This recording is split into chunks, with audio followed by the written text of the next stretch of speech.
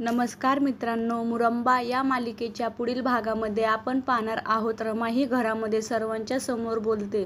तुम्हाला किती वेळा सांगितलंय तरी तुम्हाला लक्षात येत नाही का?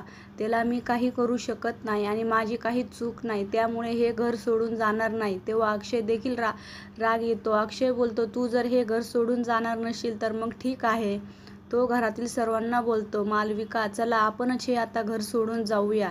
तुम्ही आपल्या बॅग भरा, कारण हिच्यासोबत राहणे मला शक्य नाही.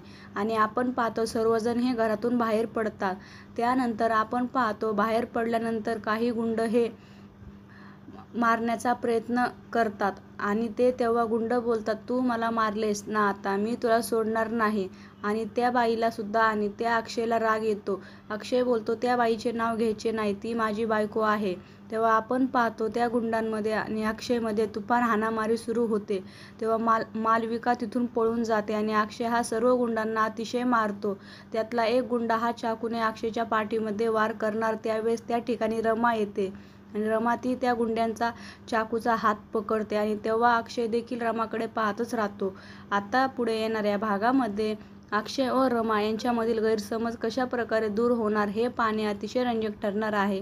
मुरंबा या मालिकेचे सर्व अपडेट पाहण्यासाठी आमचे चॅनल लाईक करा, शेअर करा आणि सबस्क्राईब करायला विसरू नका. धन्यवाद.